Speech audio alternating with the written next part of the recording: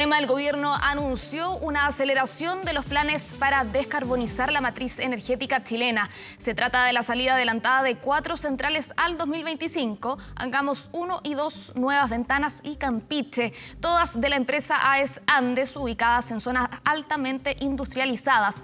Para analizar esta situación, estamos en contacto con Juan Carlos Llobet, ministro de Energía y Minería. Ministro, muy buenos días, gracias por acompañarnos en la mañana informativa. Hola Marian, gracias a ti por el tiempo. ¿Qué tal? Muy bien, muchas gracias. Lo comentábamos ahí recién, entonces AES Andes anuncia el cierre de 4 centrales, Ventanas 3 y 4 y Angamos 1 y 2, lo que representa alrededor de 1097 megawatts. La pregunta que quiero realizarle es finalmente cuánto representa esto de la matriz energética chilena, también cómo se va a reemplazar esa energía y qué significa para el plan de descarbonización chileno. Sí, estas 4 centrales son un 20% de toda la capacidad instalada que tenemos en Chile de carbón. Nosotros teníamos poco más de 5.000 megawatts cuando lanzamos el plan de retiro de carbón con el presidente Piñera en junio del 2019. Y hemos ido acelerando ese plan en la medida que hemos ido avanzando en otros frentes. Y el anuncio de estos días son un 20% de toda la capacidad de carbón, más de 1.000 megawatts, casi 1.100 megawatts. Y es muy importante para esas dos localidades, para Mejillones, donde están Angamos 1 y Angamos 2. Con el retiro de estas 2 centrales, el 80% de las centrales de ese lugar va a haber salido. Y muy importante también para la zona de Ventanas Puchuncaví. Estas son las 2 centrales que faltaban y con su retiro se retiraría el 100% de las centrales en esa zona. Lo vamos a reemplazar básicamente con energía renovable. Estamos acelerando mucho el desarrollo de proyectos de energía solar, energía eólica. Solamente en este año 2021, Marian, vamos a construir en Chile la misma capacidad solar y eólica, o sea, de viento, que hemos construido en toda la historia, desde que partimos construyendo la primera central de esas características en el año 2007. Entonces estamos duplicando la capacidad solar y eólica, y en la medida que vamos desarrollando más ese potencial de energías renovables que tiene Chile, vamos a poder seguir acelerando las centrales, la salida de las centrales a carbón, y necesitamos también líneas de transmisión, porque no solamente necesitamos las renovables, sino que las líneas que nos permitan ir a buscar esa energía solar, por ejemplo, que está la mayoría en el norte, para traer esa electricidad a la zona central. Ministro, claramente este plan de descarbonización lo que pretende es hacer un país mucho más sostenible y respecto de ese tema también, ¿cuánto se va a reducir la emisión de CO2 después de que se cierren estas centrales? Y también preguntarle si es que hay un plan para recuperar las zonas llamadas zonas de sacrificio, ¿no es cierto?, que han sufrido esta contaminación de las aguas, de los suelos, del medio ambiente en general respecto de estas centrales. Sí, estas centrales generan 2 problemas ambientales muy importantes. El primero es contaminación local, ¿no es cierto?, que es contaminación que afecta a las comunidades que viven cerca de esas centrales en las zonas que estamos mencionando. Y el segundo problema son gases de efecto invernadero, que no tienen un efecto local, pero sí se van a la atmósfera y contribuyen a acelerar el cambio climático, ¿no es cierto?, el calentamiento global.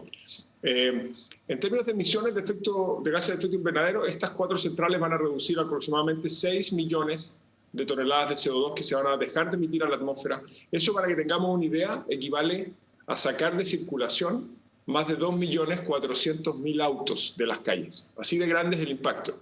De hecho, cuando uno mira el total de emisiones de gases de efecto invernadero de Chile, el 25% del total de todas las emisiones del país las generan las centrales de generación eléctrica a carbón. Por eso es tan importante que aceleremos su retiro, ¿sí? Desde el punto de vista de las comunidades locales, en general, en esas localidades, en las 2 que hemos mencionado, Mejillones, Ventanas, pero también en Coronel, en Iquique, en Huasco, en Tocopilla, que son el resto de los lugares donde hay centrales, en general las centrales conviven con otras actividades industriales.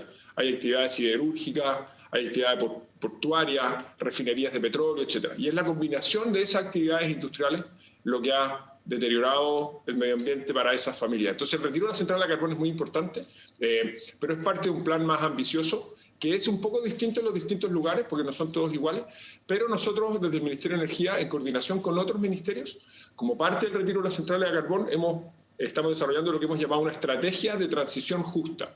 Y eso significa que vamos a tomar una serie de medidas desde el punto de vista ambiental, pero también desde el punto de vista laboral, por ejemplo, para ayudar a que esas comunidades que han convivido con esas centrales entren en una nueva era, con nuevas oportunidades de empleo para esas familias, con un buen plan para reutilizar esa infraestructura y empezar a dejar atrás esta etapa y abrir una etapa nueva, más sustentable y de mejor calidad de vida para esa familia.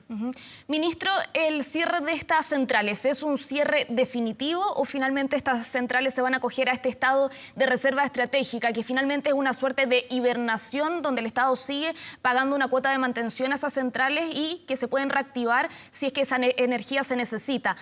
¿Se acoge estas centrales finalmente a este estado de reserva estratégica? Sí, el acuerdo que nosotros logramos con la compañía es que las centrales van a quedar a disposición del sistema para que sean retiradas y retiradas completamente, sin siquiera quedar en el estado de reserva estratégica, si las autoridades en el año 2025, que es cuando estas centrales van a quedar disponibles, estiman que eso se puede hacer. Para decirlo de otra manera, Mariam, nosotros para poder retirar las centrales necesitamos dos cosas. Primero, lo que conseguimos esta semana, y es que las compañías dueñas de las centrales que invirtieron recursos muy cuantiosos en construirlas, entre paréntesis, estas 4 centrales se construyeron recién entre 2010 y 2013, son bastante nuevas, que esas compañías estén dispuestas a cerrar las centrales, sacarlas del sistema, sin que el Estado, y por lo tanto todos los chilenos, les paguen ninguna indemnización. Eso es lo que conseguimos. Está listo y le abre la flexibilidad al sistema para retirarlas cuando el sistema quiera. Lo segundo que necesitamos es que podamos reemplazar la energía que proveen estas centrales con energía renovable, con las líneas de transmisión que necesitamos, sin afectar la estabilidad del sistema, los precios para los clientes, etc. Y eso es lo que tenemos que trabajar en los próximos 5 años, de aquí al 2025, o 4 años, y lo que van a tener que evaluar las autoridades que estén a cargo en ese momento para ver si podemos retirar esas centrales definitivamente o es necesario, dependiendo del estado que tenga el sistema en ese momento, retirarlas pero dejarlas en este estado de reserva estratégica. Pero nosotros hemos conseguido la flexibilidad completa para que si en ese momento se retiren sin siquiera dejarla en ese estado de reserva estratégica. Ministro, usted lo adelantaba, pero claramente quiero ahondar en ese tema respecto de la reubicación de algunos trabajadores posterior al cierre de estas centrales, porque claramente significa fuente de trabajo para muchas personas que habitan ahí. ¿Cómo se hace esta reubicación de los trabajadores? ¿Qué plan hay para que ellos finalmente puedan continuar teniendo esos ingresos a pesar del cierre de estas centrales? Así es, nosotros estamos trabajando en un plan desde el gobierno, pero también la empresa, en este caso AES, y las otras empresas que han cerrado centrales lo han hecho también, también hacen parte del trabajo. Entonces, lo que hemos visto en otros casos, y eso es lo que se tiene que trabajar desde aquí hasta el 2025 con estos trabajadores y con los sindicatos con los que hay un diálogo muy fluido, hay algunos trabajadores que se relocalizan, digamos, se les ofrecen otras oportunidades de trabajo en general en proyectos de energía renovable. Estas compañías, por ejemplo, AES Andes, cierran las centrales a carbón, pero está construyendo muchos proyectos de energía renovable, energía solar, energía eólica. Entonces, muchas veces se les ofrecen a esos trabajadores oportunidades de trabajo ahí. A veces con cursos de capacitación, porque las habilidades que se necesitan no son exactamente las mismas. Algún grupo menor de trabajadores, dependiendo de la edad que tienen, optan voluntariamente por planes de retiro, cuando en general las compañías ofrecen esa opción también. Y nosotros desde el gobierno también estamos coordinando con el Ministerio del Trabajo y otras organizaciones la opción de cursos de capacitación para que esas personas puedan buscar trabajos eventualmente fuera de esa empresa y en otras empresas del sector. Entonces, hay un plan en general en los otros cierres que ya se han ejecutado. Acuérdense que hemos cerrado ya 5 centrales. Esos planes han funcionado muy bien y los trabajadores han sido parte del diálogo, del acuerdo para el cierre y después han tenido buenas opciones para en el fondo no generar un efecto negativo en el trabajo y por lo tanto en la calidad de vida de esa familia. Claro, el plan de retiro del carbón finalmente es un eje estratégico para combatir el cambio climático. Usted nos hablaba respecto de fuentes de energía alternativas, las cuales se están trabajando. También quería preguntarle por el denominado combustible del futuro. ¿Cómo se está trabajando también en el hidrógeno verde para tener alternativas también de combustibles para nuestro país y también eventualmente exportarlo? Sí, esa es una muy buena pregunta. Este es un tema que a mí me apasiona, lo hemos empujado con mucha fuerza porque para la gente que nos está viendo, nosotros en Chile tenemos la posibilidad de generar energía renovable a partir del sol y el viento, básicamente. Energía equivalente a 70 veces lo que vamos a necesitar localmente, ¿no es cierto? Entonces lo que tenemos que buscar son maneras de aprovechar esa energía y ojalá poder exportarla. Después de usar todo lo que necesitamos en Chile, poder exportarla al resto del mundo y así generar inversión, empleo, digamos, y crecimiento y hacer un aporte al cambio climático. Entonces el hidrógeno verde es una gran opción para hacer eso, porque el hidrógeno en simple es un combustible muchos dicen el combustible del futuro, porque se va a usar en transporte, en calefacción, en las industrias, y que se produce a partir de agua, necesita muy poca agua, y energía renovable, ¿no es cierto? Y la gracia que tiene es que cuando se usa ese combustible, solo emite vapor de agua, no contamina, ni genera gases de efecto invernadero, ¿no es cierto? Entonces va a ser muy importante en el futuro para frenar el cambio climático, y Chile, todas las proyecciones muestran que Chile es el mejor país del mundo para producir hidrógeno verde a bajo costo. Ambiciosa para poder producir ese hidrógeno y poder exportarlo a otros países. Esto va a generar polos de inversión en el norte del país, en la zona central, en Magallanes, donde tenemos muy buenos vientos, y estamos avanzando muy aceleradamente. Hay mucho interés de distintas compañías chilenas y extranjeras de invertir en Chile y de muchos países en el mundo, en Europa, en Asia, de poder importar este combustible limpio desde Chile. Sí, ministro, hay una alianza, si no me equivoco, con Alemania que estaría invirtiendo también para poder generar este hidrógeno verde. ¿Cómo va el desarrollo? ¿Cómo se proyecta en nuestro país? ¿Tenemos quizás algunas fechas, límites para poder desarrollar este combustible? Sí, los primeros proyectos ya se están desarrollando, ya tienen la autorización ambiental y están empezando a construir sus primeras etapas. Yo firmé la semana pasada, en nombre del gobierno, digamos, y del Estado de Chile, un acuerdo con el ministro de Alemania, de Economía y Energía de Alemania, un acuerdo para profundizar los lazos que ya tenemos con Alemania en materia energética, porque Alemania ha dicho que va a consumir mucho hidrógeno en el futuro para cumplir sus metas climáticas, pero no tiene la capacidad renovable de producir todo ese hidrógeno a nivel local. Entonces van a necesitar importar de otros países y Chile está en una posición muy ventajosa para poder exportar ese combustible. Entonces lo que estamos haciendo es profundizar esos lazos para ojalá poder exportar con contratos de largo plazo ese combustible del futuro, digámoslo, a Alemania. Alemania es uno de los países más importantes de Europa y su liderazgo ha sido muy importante para ayudarnos también en la transición energética local. Entonces, nosotros tenemos hoy día más de 40 proyectos de hidrógeno verde en desarrollo en Chile en distintas etapas, algunos para exportar a Europa, otros para uso local, otros pensando en el mercado asiático, el mercado de Estados Unidos.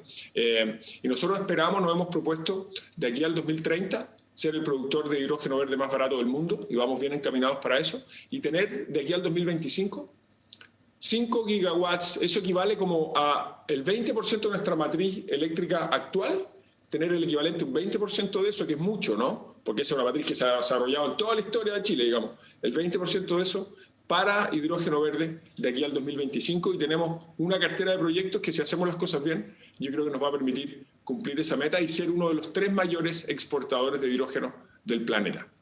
Ministro, en otro tema quería preguntarle respecto a esta emergencia energética por la escasez de gas natural. Finalmente, si nos puede actualizar cuál es la situación. ¿Se llegó a un acuerdo con el gobierno argentino para poder suministrarnos de gas? ¿En qué está esa etapa, ¿no es cierto?, de esta emergencia, y si finalmente van a haber cortes a los suministros de los industriales? No, afortunadamente el problema está resuelto. El buque que venía atrasado ya se amarró en el puerto de Quintero ayer en la tarde, a las 11:30 de la noche más o menos empezó a descargar, así que el problema está resuelto. Además, habíamos activado otros planes de contingencia, teníamos efectivamente algo de suministro de Argentina, que nos prestó gas y nosotros vamos a tener que volver después. Además, Metrogas, que era la compañía que estaba con problemas de abastecimiento, habíamos gestionado para que tuviera préstamos de gas de otras compañías que tenían gas a nivel local. ENAP, Enel, pero está resuelto el problema.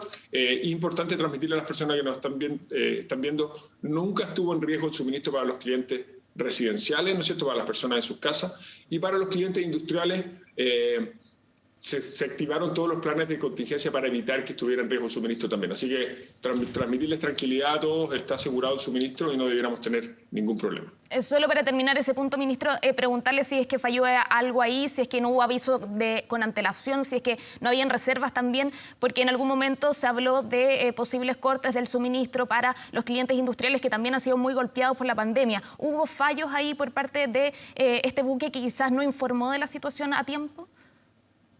Nosotros lo que vamos a hacer ahora, nos abocamos en estas primeras horas a resolver la urgencia. Ahora que está resuelta, lo que vamos a hacer con el equipo de la Comisión Nacional de Energía y con las compañías es evaluar qué cosas podemos hacer mejor en el futuro para evitar que los clientes industriales pasen este susto, digámoslo así, ¿no es cierto? Esta sensación de urgencia que pasaron las últimas horas. Yo creo que fue una combinación de cosas, de efectos climáticos afuera, de problemas de marejada en el puerto. Quizás la compañía generó una alarma, quizás antes de tiempo. Esas son las cosas que tenemos que revisar los protocolos para estar seguros que esta situación no se vuelva a generar en el futuro. Perfecto. Juan Carlos Llobet, viceministro de Energía y Minería, muchas gracias por acompañarnos hoy en la mañana informativa. No, gracias a ti, Mariana. Un buen día. Buenos días. Y con prohibición de salir del país,